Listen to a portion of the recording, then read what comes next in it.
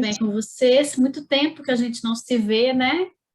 A minha última aula que eu teria antes das férias, eu fiz um curso de coisas de gravidez, enfim, nascimento e tal, porque eu já estou chegando aqui na minha reta final, vocês só me veem daqui para cima, né? Vocês veem que eu estou com barriga gigante. Então, acabou que a gente não teve, aí veio férias, enfim, mas bora lá, eu vou ficar com vocês aí até o máximo que der, né? Estou planejando tirar licença só já lá quando tiver para parir. Então, agosto, com certeza, a gente fica todo junto. Setembro aí, não sei exatamente quanto tempo, mas né, vocês conheceram a professora de artes que vai dar aula para vocês, enfim. Vai ser legal também, né? Aprender outra coisa. Deixa eu só compartilhar aqui com vocês.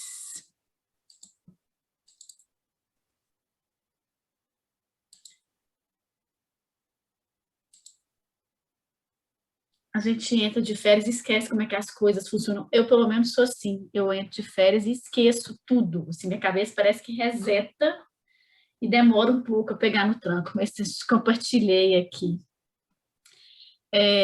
Então, a gente terminou, né, a última aula que a gente teve antes das férias foi sobre cidadania, né, que é um conceito bem importante e que antes de cidadania, não sei se vocês se lembram, a gente teve uma aula sobre instituição social.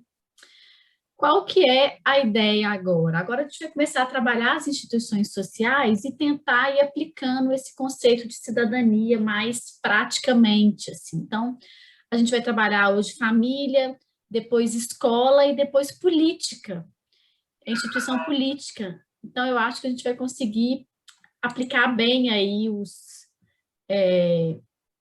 conceito de cidadania nas instituições sociais. Acho que vai ser bem legal. Essas aulas de instituição social eu gosto muito porque eu acho que elas ajudam não só para a prova de ciências humanas mesmo, mas elas são uma ferramenta muito boa para redação. Vira e mexe, a gente tem temas de redação que se relacionam com as instituições sociais, então eu acho que é interessante, né, isso. E aí, então, a gente começa já, né, vendo aí o tanto que a família, ela pode ser múltipla, né, como que a gente tem hoje no Brasil e no mundo novos arranjos familiares, né, como que a família vem se configurando aí de maneiras muito distintas, enfim. E, apesar disso, tem uma tentativa o tempo todo de padronizar a família, né, passou. Eu amo essa charge de paixão, eu gosto muito dela. É uma charge da Laerte, eu não sei se vocês conhecem, a Laerte é uma cartunista muito famosa, né? E ela por si só já traz uma discussão, porque ela passou por uma transição de gênero, né? E essa charge está tentando mostrar esse enquadramento aí da família, né? Você pegar, né, todas essas possibilidades aí e julgar numa forminha. Então, essa é uma tentativa aqui que é curioso, assim, porque por mais que a família esteja se transformando muito, né, tem aí uma parcela da população, da classe política na contramão disso, querendo cada vez mais padronizar. Então, é importante a gente pensar nisso. A família, ela é um grupo aparentado que é responsável principalmente, né, pela socialização e pela satisfação das necessidades básicas. Lembra que a gente viu socialização lá para trás? E aí, a sociologia vai definir família, digamos assim, como um aglomerado de pessoas, né, um conjunto de pessoas que vão se relacionar ou pelo sangue, ou pelo casamento, ou pela aliança, ou pela adoção. é isso, você não precisa, né, não tem uma só maneira de se formar família como tinha no passado, né? E é interessante porque a lei vai se adaptando a isso, né? Ela vai incluindo aí essas novas formas de se formar família. E eu trouxe um pouco aqui a lei para a gente entender, né? Como que a lei vai definir família. Não que isso seja definidor, só vai ser família o que está aqui. Na prática, não, né? Na prática, é isso aí, é o que as pessoas estão vivendo. Mas é importante o que a lei diz para as pessoas, né, terem seus direitos atendidos. Lembra da cidadania? Então, a lei é importante, ela vai regular, né, essa questão dos direitos. Então, o artigo 226 da Constituição, ela vai dizer que a família, base da sociedade, vai ter especial proteção do Estado. E aí eu trouxe alguns parágrafos que eu acho que são interessantes. Que para efeito da proteção do Estado, é reconhecida a união estável entre o homem e a mulher como entidade familiar, devendo a lei facilitar sua conversão em casamento. Olha que interessante, já é uma lei que está incorporando uma coisa nova, que é a união estável. O que é a união estável? É duas pessoas que vivem juntas, eu e meu companheiro. A gente não casou. A gente simplesmente decidiu morar na mesma casa. Mas a gente mora na mesma casa enquanto um casal. Inclusive, estamos até grávidos agora. Então, é isso. Mas a gente não fez nenhum tipo de reconhecimento legal. A gente não fez nenhum tipo de celebração, nada. A gente só decidiu que a gente ia morar junto. Isso é uma união estável. E isso a lei já considera família. Mas, ao mesmo tempo, esse parágrafo ele é excludente, porque ele só está reconhecendo a união entre homem e mulher. E as uniões homoafetivas? São muitas hoje no Brasil. Mas calma que a gente vai chegar nisso. Vamos ver aí o que a gente tem na Constituição de 88 antes.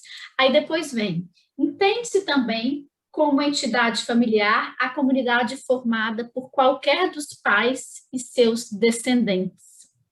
Isso é muito importante, gente, isso é muito importante.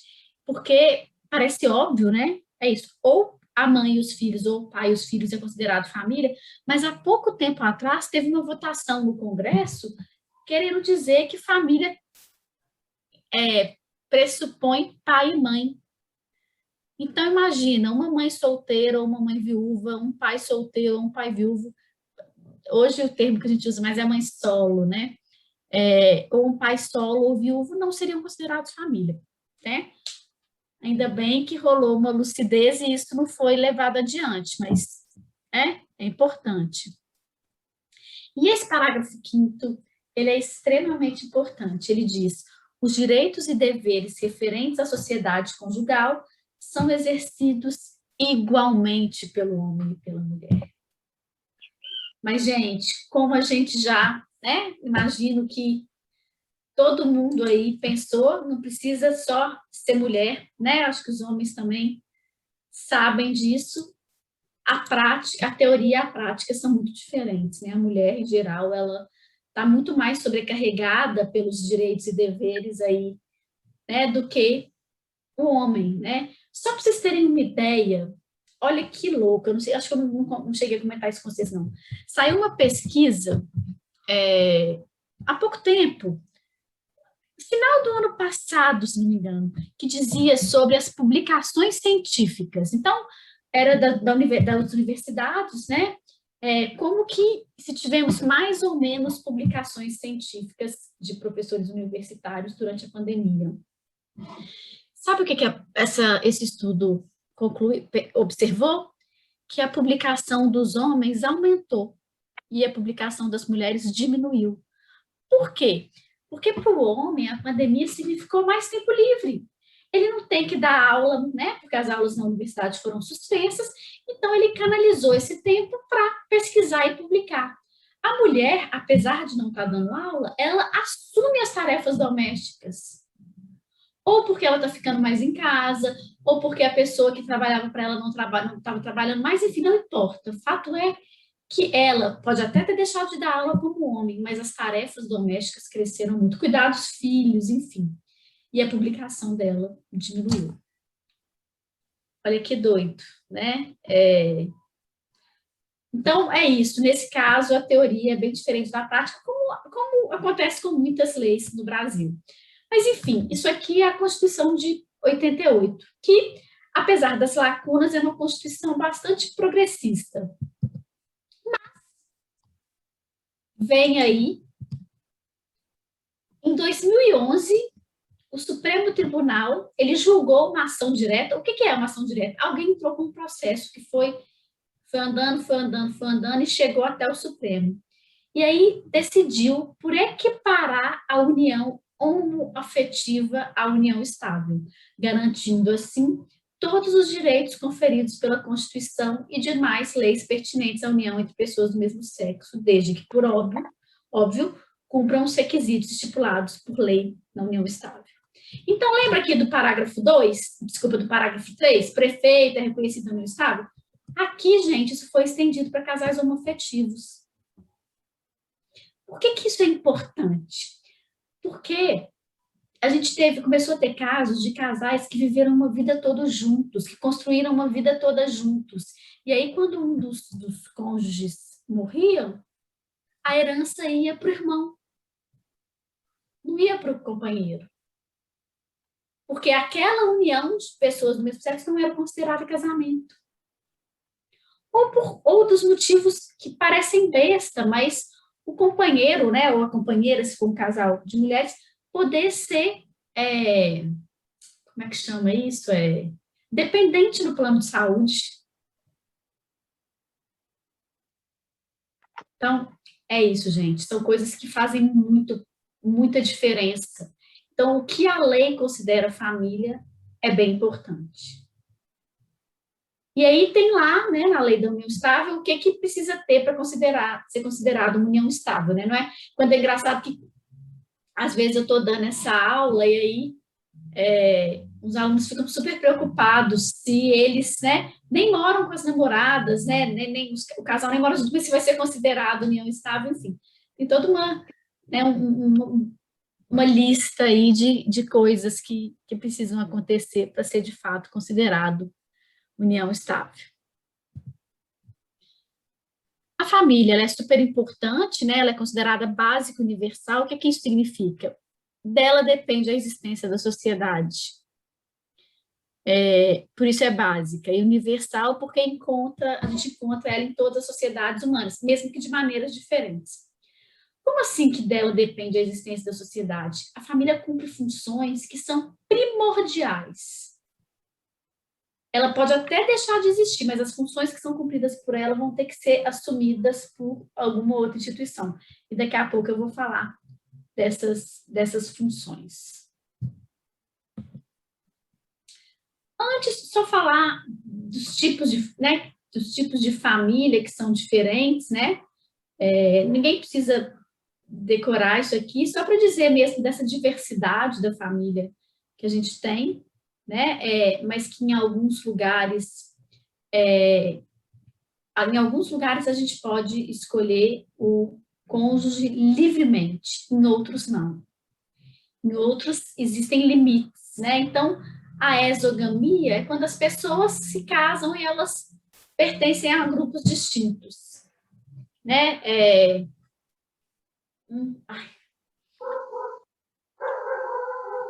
Que eu ia espirrar, mas o espirro não saiu. Uma pessoa branca casa com uma pessoa negra, uma pessoa cristã, uma pessoa católica casa com uma pessoa evangélica, enfim. E endogamia é quando as pessoas são obrigadas a escolher o cônjuge dentro do grupo. A gente já teve alguns momentos da história, e até hoje tem alguns países, em que as pessoas só podem ter casamentos endogâmicos. Existem restrições legais para isso. Não é o caso do Brasil. No Brasil, a gente tem uma restrição, na verdade, duas, né? Aqui no Brasil predomina a livre escolha entre parceiros, né? E aí a gente tem uma restrição primeiro, que é, você não pode casar com parentes diretos. Então, você não pode casar com pai ou com filhos. Pai, filhos e irmão, parente direto. Né? Eu não posso casar nem com meu pai, nem com meu filho, nem com meu irmão, parente direto. O que mudou disso pode. Que não é parente direto, pode. Essa, então, é uma restrição. A outra restrição, gente, foi uma restrição. Outra restrição é a restrição etária. No Brasil, a pessoa só pode casar com mais de 16 anos. Na verdade, com 18, livremente, e quando tiver 16, se quiser casar, ela precisa ser emancipada. Esse cunhado, não. Esse cunhado não é parente direto, não, Amanda. Cunhado não é parente. Eu vi uma matéria que era. Aí eu pensei que você falou, Não, né? cunhado nem é parente sanguíneo, né? Então, não é parente direto, pode, não tem nenhuma restrição legal. Pode ter restrição moral, mas restrição legal não tem. Pode casar.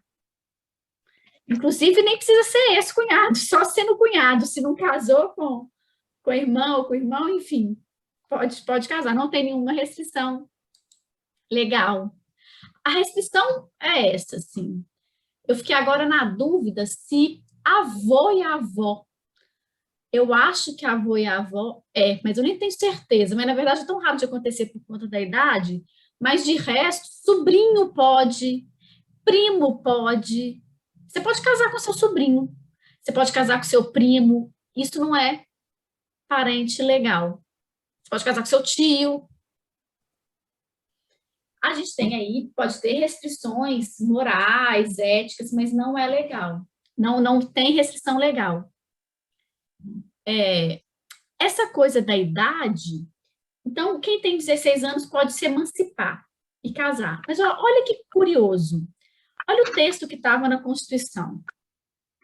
Excepcionalmente, será permitido o casamento de quem ainda não alcançou a idade núbil para evitar imposição ou cumprimento de pena criminal ou em caso de gravidez. Como assim? Se uma pessoa engravida uma menina de 12 anos de idade, ela pode ser presa, né? Estupro de presumido, que chama. E aí, claro, se essa pessoa for maior de idade, ela pode ser presa. E aí, se ela casa com essa pessoa de 13 anos com quem ela transou, aí ela não podia ser presa. Ou se essa pessoa de 13 anos engravida. Isso, gente, era tão polêmico, e a Isabela escreveu aqui, eu estou concordando, isso é tão absurdo que a lei mudou. O texto atual agora é que não será permitido, em caso algum, o casamento de quem não atingiu a idade núbil. Então, ninguém pode casar com menos de 16 anos. Ninguém. Isso era até 2005, né? Não é? Que eu acho Não, que... isso mudou. Isso acho que mudou. Isso no mudou no governo Bolsonaro. Exato. Umas coisas, porque eu lembro que eu li num artigo que até 2005, se você estuprasse uma pessoa, né, e casasse com essa pessoa, você era, tipo, não era preso, tipo, absorvido no crime. Liberado, né? E, meu Deus, Liberado. sabe? Meu Deus, nossa. É muito homem fazendo política mesmo, né? Porque, tipo, assim, a gente vai ocupar. Totalmente. As leis não são pensadas para nós, mulheres, né? Não, nada, né? Nem a medicina, nada. Nada, Ô, Bela, pode ser que já tenha tido em 2000... Ai, peraí, o tempo passou todo. Que em 2005 já tenha tido algum caso que deu ganho de causa, né? E aí o cara pôde ir preso. Pode ser que tenha tido. Mas a Constituição só mudou isso, né? Agora foi no governo Bolsonaro. E foi tão louco, porque a gente está vivendo um momento tão polarizado, mas no caso dessa lei, teve consenso, né? Tanto o Bolsonaro como a oposição concordou que tinha que mudar esse texto. É muito louco. E apesar disso, gente, porque é isso, A gente tem o casamento civil, né, na lei, mas a gente tem a união estável, que conta como casamento, mas que não passa pela lei, então. E aí, o Brasil é o quinto país no mundo com o maior caso de casamentos infantis. Apesar dessa lei, a gente tem uma lei que proíbe. Mesmo assim, o Brasil é o quinto país, gente. Tem muito casamento infantil no Brasil. Muito. Mudou em 2019, né? Isso mesmo. Foi, eu lembrava que era no governo Bolsonaro, Bela. Esses casamentos, eles vão acontecendo sem o reconhecimento da lei. Então, é isso, as pessoas vão vivendo junto, muitas vezes ninguém denuncia, então vai continuando e tal, e é isso, né? É, nessa brincadeira, o Brasil é o quinto país com o maior número de casamentos infantis, isso é um problema de direitos humanos, né? A ONU tem programas para tentar minimizar isso de tão sério que é.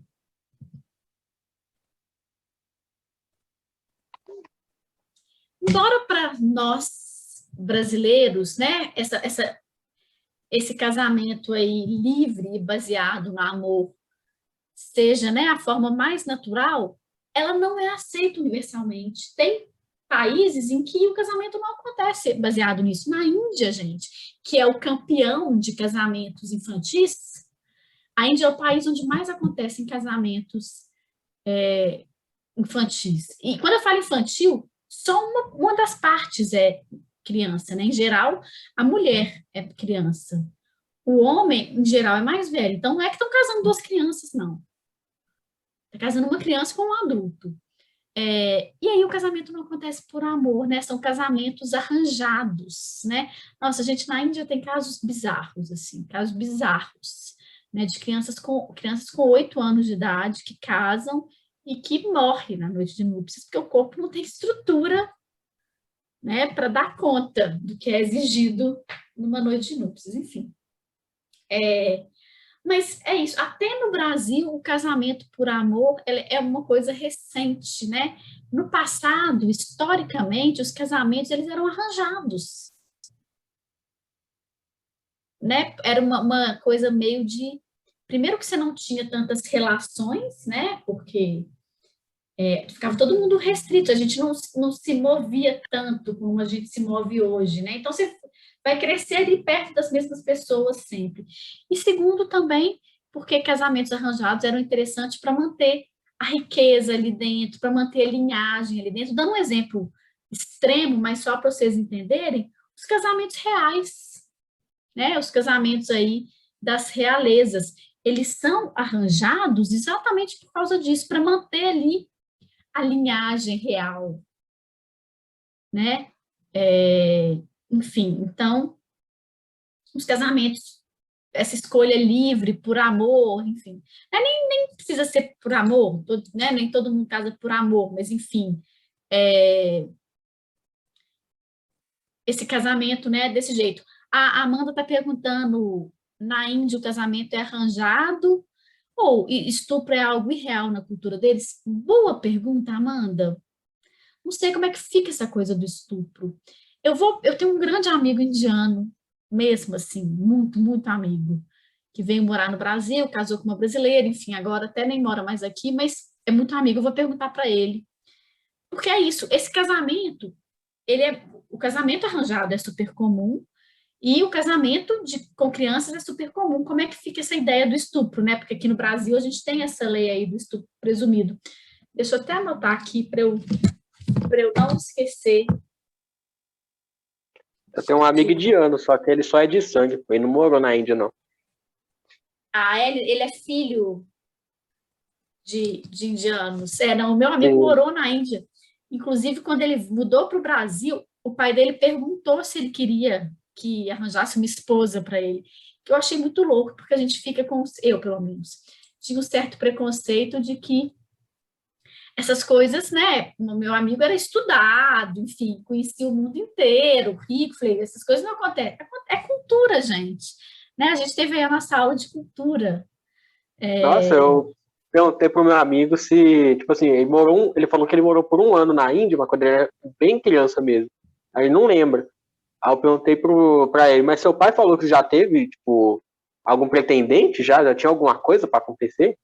Ele falou que nem sabe, mas falou que provavelmente se ele ficasse mais tempo lá, já tivesse. Com certeza, com certeza. Isso é muito comum. Aí meu amigo falou, não, não precisa não.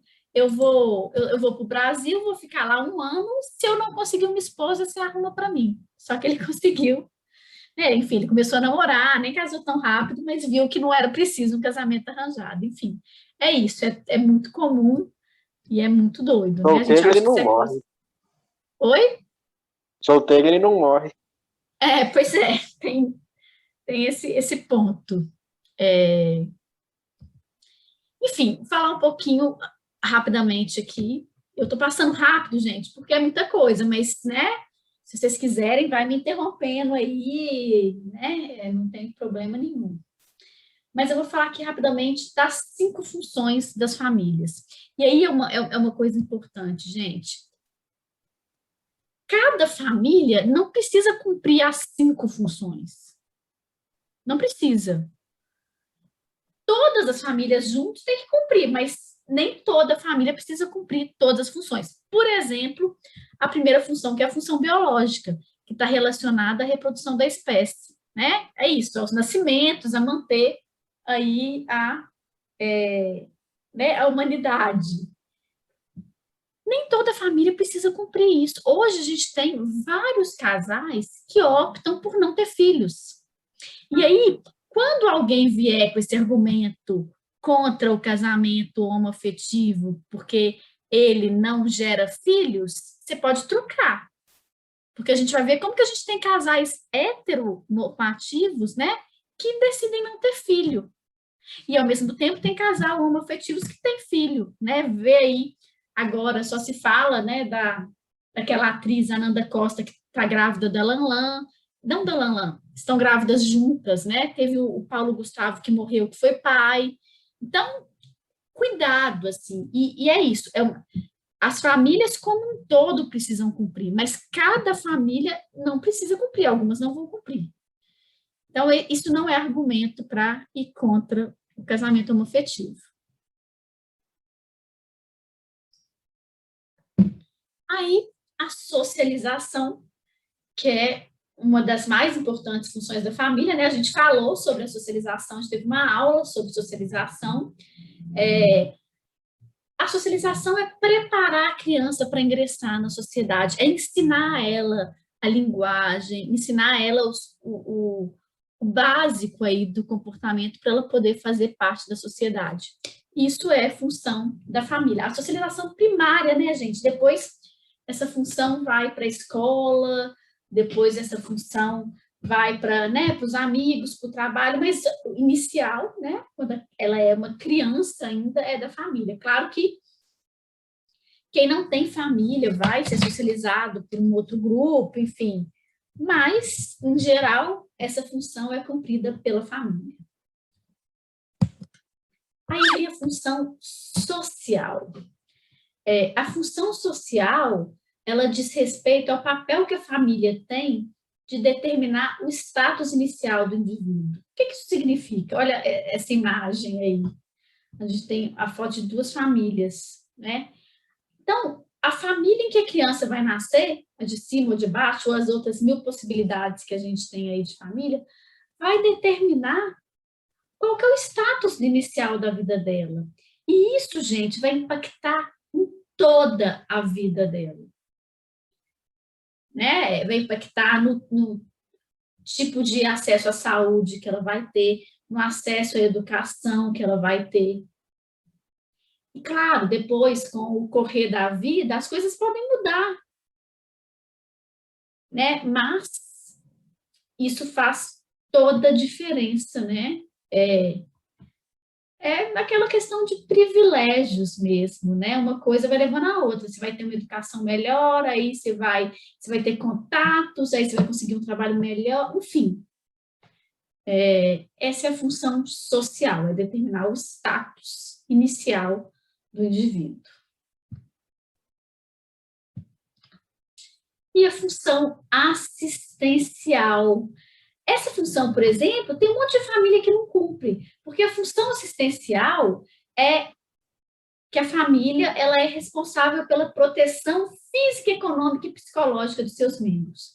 Então é isso, os pais precisam proteger os filhos na infância e depois os filhos precisam ser responsáveis pela proteção dos seus pais na velhice. O tanto de família que a gente tem que abandona os filhos, que trata mal ou que não cuida dos idosos, é isso, nem todas as famílias vão cumprir todas as funções. Eu gosto muito dessa primeira imagem, porque o cara da esquerda é um ator aí de série e tal, e aí tem uma série que ele fez, que a série que deixou ele famoso, que ele era um cara super machão, pegador e tal, assim, enfim. E ele, na verdade, na vida real, ele é, né, casado com um homem, tem filhos, é super militante LGBTQ+. Então, era legal, assim, ver a série sabendo, né, de quem ele é, enfim. É isso, é função especial. Esses dois caras não geraram essas crianças, mas estão cumprindo uma função. How I Met Your Mother, isso mesmo, Bela. Amo How I Met Your Mother. Essa série que ele fazia.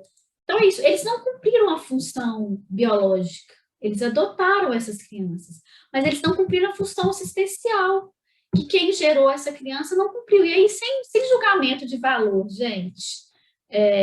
Né? Não estou julgando cada família, mas eles estão cumprindo a função assistencial. Bela, o Paulo Gustavo, eu não tenho certeza absoluta, talvez alguém aqui, talvez você ou alguém saiba, mas eu acho que as crianças não eram filhas dele, filhos de um dos dois, não. Eu acho que eles usaram o espermatozoide deles, e foi barriga de aluguel, né? Lá nos Estados Unidos, porque aqui no Brasil não é permitido. Então, eu acho que são filhos biológicos deles, eu acho, não tenho certeza. Aqui, nesse caso, não, eles adotaram. Não que na prática, gente, é tudo filho do mesmo jeito, né? Só estou dizendo aqui, e os dois estão cumprindo a função assistencial. Tanto esse casal aqui da foto, como o Paulo Gustavo com o Thales cumpriam, né? Estou falando aqui só da função biológica, que não necessariamente os dois casais cumpriram, mas nem tenho certeza, pode ser que o do Paulo Gustavo não seja. O da Nanda Costa né? Usaram o óvulo dela, né? Fizeram uma inseminação artificial, e é isso, é biológico também, e vão cumprir a função assistencial. E aí a gente tem a função econômica, né? E aí a gente vai ter dois tipos, né? A família enquanto unidade de produção e a família enquanto unidade de consumo. No passado, as famílias elas eram basicamente de unidade de produção, né? As pessoas viviam lá, vocês estudaram isso com a Marisa e com o Décio, né? Nos feudos. E aí as pessoas estavam lá produzindo, vivia todo mundo junto, então era unidade de produção. Hoje, as famílias também são unidades de consumo, né? A gente diz que as famílias são unidade de produção e unidade de consumo, porque elas não só produzem mais, elas vão consumir também. Então, aquela ideia de que quanto mais filho tem, melhor, porque vai gerar mais renda, isso valia no passado, gente, quando de fato as pessoas trabalhavam ali, né? E, enfim, mais filhos significava mais mãos. Hoje, isso não é verdade. Hoje, mais filhos significa mais gasto, né? E aí tem uma falácia que é dita por aí, né, de que muita gente tem mais filho, tem gente que tem filho para receber Bolsa Família. Isso é uma mentira. O gasto que uma família tem com filho é muito maior do que o Bolsa Família, né? Isso é coisas que diziam para desmerecer o programa. Tem estudos que dizem que não, porque é isso, gente. A família hoje ela é muito mais uma unidade de consumo do que de produção. Então, essa é a função econômica. eu vou mostrar uns gráficozinhos, mas antes de mostrar, só para falar um pouco aqui do formato da família brasileira, né? Assim, na sociedade brasileira, a gente tem a família nuclear, que é pai, a mãe, os filhos, ou a mãe e os filhos, ou a mãe e os filhos, ou, enfim, o pai e os filhos, né?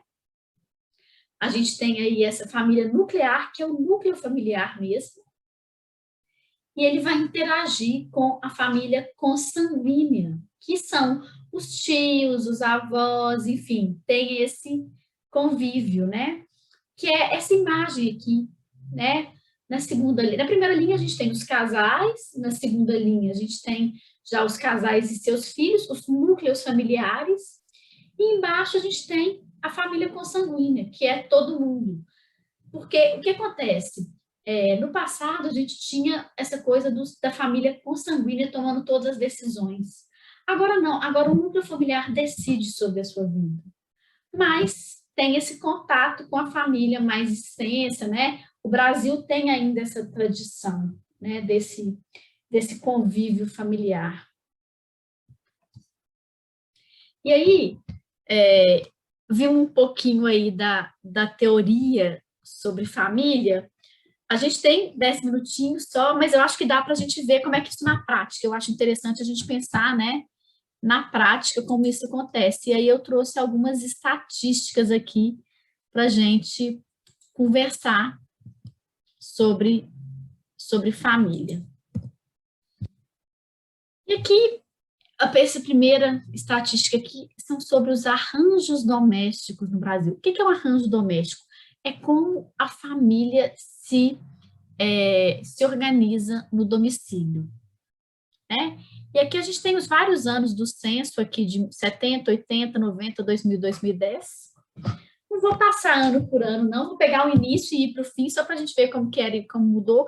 Mas eu imagino que, como todo mundo aí deve ter pensado, o arranjo doméstico mais presente no Brasil é o casal com filhos. 44,9%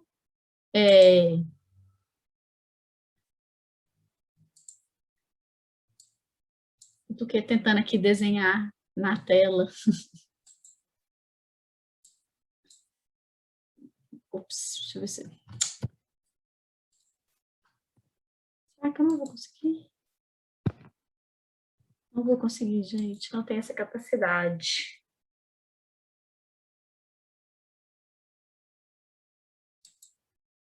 Vou conseguir sim. Olha aqui.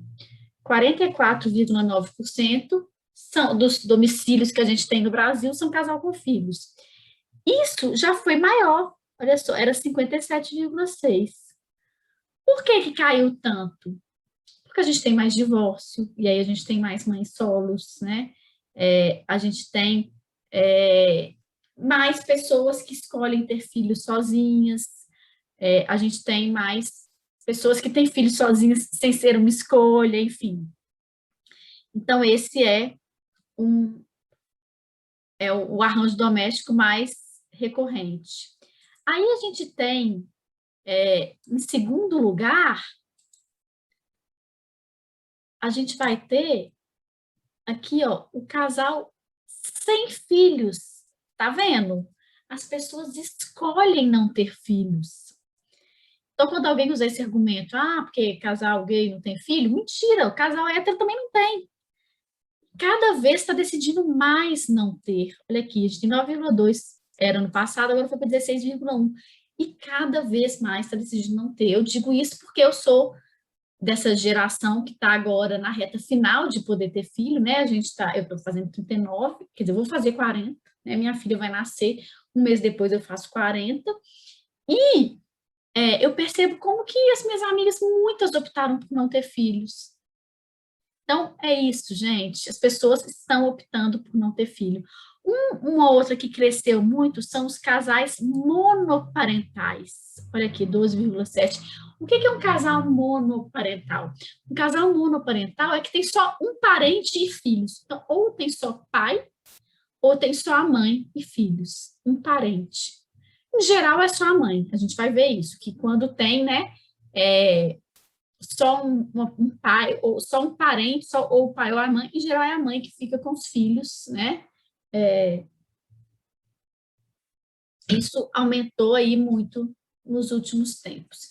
E também aumentou, olha aqui, os domicílios em que a gente tem uma pessoa vivendo sozinha.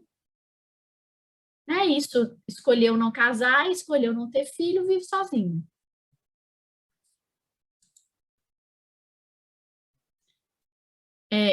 A Amanda está falando aqui, né, que optar não ter filho é difícil porque não tem método contraceptivo 100%. Você pode optar por não ter filho e ainda assim ter essa surpresa de engravidar, né? É uma escolha que envolve aí coisas que vão além da nossa escolha, mas enfim, tem gente que escolhe que consegue, né? Assim, a maioria, eu acho, sei lá, não sei, tem que ter um estudo sobre isso, mas claro, é uma escolha que, ao mesmo tempo que tem gente que escolhe ter filhos e não consegue, né?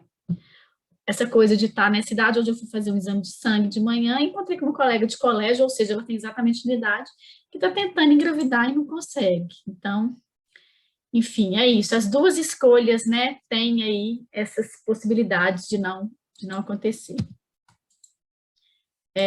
Bora passar aqui para o próximo.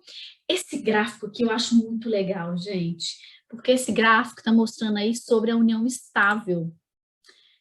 Como que a união estável, ela é uma realidade, né, no Brasil. Olha só, em 70, 64,6% dos casamentos, ó, eram casamento civil e religioso, esse casamento tradicional. Em 2010, olha só, caiu para 42,9%. E o que aumentou muito, essas pessoas que estão deixando de casar aqui, vieram para cá, ó, para a união consensual. Em 70 era cerca de 7%, agora passou para 36,4%. Então, as pessoas, elas estão deixando de casar no civil e no religioso para casar, para ter um casamento consensual. Na verdade, a igreja não permite, né, uma celebração religiosa se não é casado no civil. Então, tem essa restrição, né? O casamento religioso apenas hoje nem é mais possível por causa disso, mas até quem casa só no civil aumentou um pouquinho, é o único caso. Mas de resto é isso, as pessoas estão casando menos no civil, enfim, casando menos esse casamento tradicional e escolhendo viver junto. E olha, eu gosto muito, porque esse gráfico seguinte aqui vai mostrar... Ai, peraí que eu tenho que limpar aqui. Vai mostrar... Olha o que esse gráfico ele mostra. O estado civil das pessoas que estão em união consensual. Então, as pessoas que, tipo, eu e meu companheiro, a gente está em união consensual. Qual que é o nosso estado civil? Eu sou solteira e ele é divorciado. O que isso significa, antes de olhar os números? Significa que se a gente quisesse casar no civil, a gente conseguiria. A gente não tem nenhum impedimento legal. Mas a gente escolheu não casar. E é isso que essa tabela mostra. Olha só, 77,5% das pessoas que estão vivendo em união estável são solteiras. 4% são divorciadas, 3,2% são viúvas e 4,2% são desquitadas, que é tipo uma coisa que tinha no passado, que era tipo divorciada, mas, enfim, que não chamava de divórcio, chamava de desquite. Ou seja, quase 90% das pessoas que estão vivendo uma união consensual no Brasil, elas estão vivendo por escolha. Elas não têm nenhum impedimento. Elas escolheram não casar. Isso é uma coisa que eu acho muito legal. Pensar como que a união consensual ela é uma escolha, não é uma contingência. Né? As pessoas não estão casando porque elas não querem. E aqui, já que a gente falou de casamento, aqui está falando um pouco de divórcio, Mas mais do que falar do divórcio em si, é importante a gente saber, por exemplo, que o divórcio aumentou enormemente no Brasil nos últimos anos. Divorciar ficou mais fácil. A lei do o divórcio antes era uma coisa super demorada. A justiça, ela tinha uma ideia de que era preciso dar tempo ao casal para ele se arrepender do divórcio. Olha que doideira. Então, você entrava com o processo de divórcio e ficava um tempão para o divórcio acontecer. Essa lei mudou. Então, agora você entra com o papel do divórcio, você consegue se divorciar rapidamente. E a imensa maioria dos divórcios vai acontecer com casais que têm filhos. Olha aqui. Só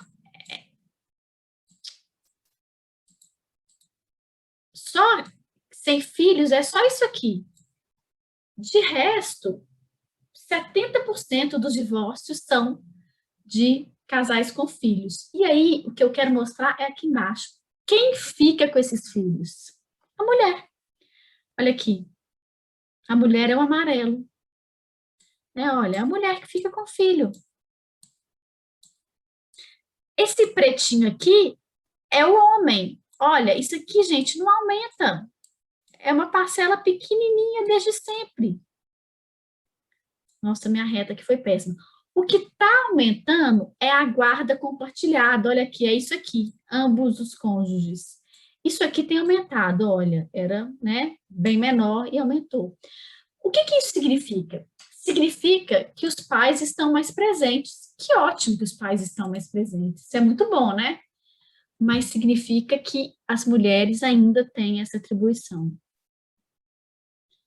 Bom, agora pelo menos ela tem a ajuda dos pais, mas ainda é uma responsabilidade dela. Mas muito pouco, né, gente? Porque se a gente pega aqui, a imensa maioria ainda é responsabilidade da mulher. A justiça, ela é tendenciosa a dar a guarda para a mulher, né? Tem essa ideia de que a mulher é a mais preparada, que a função da mulher é cuidar dos filhos, enfim. Então, isso é uma coisa da lei e da cultura, né? Isso vai aí se perpetuando. E dá-lhe filhos traumatizados. A gente teve por agora... mães despreparadas que não tinham vontade de ser mães. Não, por mães despreparadas, por lares difíceis, né? A gente teve Dia dos Pais domingo agora e eu vi muitos posts sobre isso, assim, né?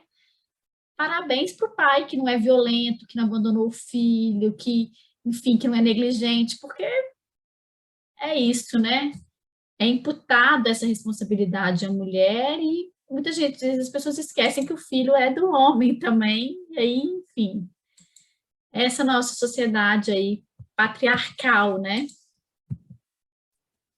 Aqui, vou passar rapidinho agora, porque o nosso horário está dando, acho que a professora, né? Seria a Fernanda, mas ela tá passando mal. Ela pediu pra Não vai ter aula com ela, não? Ela falou que a gente tá liberado. Então eu vou conseguir falar tudo. Falta pouca coisa, tá? Não vou roubar, vou roubar 5 minutinhos da aula dela. Aqui a gente tem o número de filhos por mulher. Olha como é que a fecundidade no Brasil caiu, gente, enormemente. Né? Em 1940, a gente tinha 6,20 filhos por mulher, agora a gente tem 1,86. Caiu muito, as mulheres do Brasil estão escolhendo não ter filhos, né? Ou estão tendo menos filhos, principalmente isso, né? Estão tendo menos filhos. Isso é bem importante, isso é bem sintomático.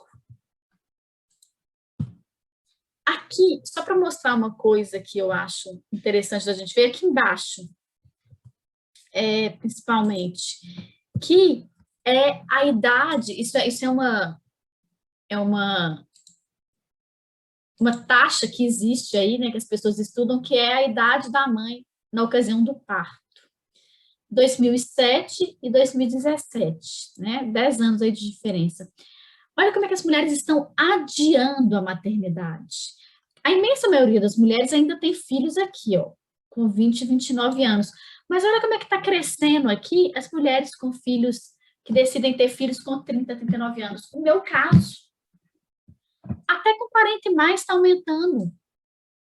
Então é isso, as mulheres elas estão decidindo ter filhos mais velhas. Um pouco porque estão tomando mais cuidado, aprendendo né, evitar mais, tem mais tecnologias para evitar, mas muito por escolha mesmo, né, de estar com uma vida mais estabelecida, de não saber se quer ter filho, enfim. Os motivos aí são mil, mas é interessante perceber, né, que está tendo esse adiamento. E só para terminar, gente, eu trouxe aqui um quadrinho que compara, né, a família tradicional e as novas alternativas de família que a gente tem hoje, que é isso que a gente chama de novos arranjos familiares. Então, a gente tinha a união legal, né? As pessoas casavam no civil e isso era a família. Hoje a gente tem os casais que estão solteiros, mas vivem a união consensual, né? Antigamente os casais eram obrigatoriamente com filhos, hoje eles escolhem não ter filhos. A gente viu, né? Aumentou o número de casal sem filhos. A família nuclear tradicional, ela tinha o pai e a mãe. Hoje ela tem pai ou mãe solteiros, né? E a gente vai ver, isso está falando lá embaixo, mas a gente tem também 2 pais ou 2 mães. A família nuclear, ela é permanente, não separada, gente. O divórcio existe no Brasil a partir da década de 80. Antes disso, não tinha jeito de você se separar. Hoje a gente tem o divórcio, inclusive incluindo aí novo casamento, né? As pessoas separam e casam de novo. No passado, o homem era o provedor máximo da casa, né? Hoje a gente tem casamentos mais igualitários, né? Tanto no que diz respeito o casal, os dois trabalharem, como, né? Aí a questão de mandar na casa. A família nuclear, ela tinha a exclusividade sexual. Hoje a gente tem relações abertas, extramaritais, enfim, tem outras coisas. Não é o mais comum, esse aqui ainda está engatinhando, né, gente? Mas tem. A família nuclear, ela era predominantemente heterossexual. Hoje a gente tem relações íntimas entre pessoas do mesmo sexo. E a gente tinha aí sempre domicílio com 2 adultos. Hoje a gente tem, né, domicílios multigeracionais, que é quando o pai ou a mãe, o avô ou a avó volta para casa para viver em casa, né? A gente tem aí outros arranjos familiares, a gente tem aí uma multiplicidade aí de possibilidades. Tranquilo, gente. Foi rápido, mas é porque é isso, eu queria dar conta de falar tudo que fosse preciso falar e mostrar ainda as estatísticas. Temos dúvidas? Temos perguntas? Não. Então tá, tudo certo. Então, a gente na aula que vem vai falar de educação e aí vamos falar um pouco de família também, né? A gente vai voltando aí, vai tentando amarrar isso tudo e eu vou descobrir a pergunta que a Amanda fez sobre a questão do estupro na Índia, que eu fiquei super curiosa. E aí eu conto para vocês, tá bem? Um abraço então, gente. Vocês estão liberados mais cedo, né? A gente se vê então daqui a 15 dias. Deixa eu ver aqui como que eu paro de gravar. Acho que quando a última pessoa sair, para de gravar, né? Boa noite. Amanda, falaram que não, que eu olhei aqui no grupo, mas falaram que o professor da próxima aula não vem. Ah, sim. Então, boa noite. Boa noite. Boa noite. Boa noite. Boa noite.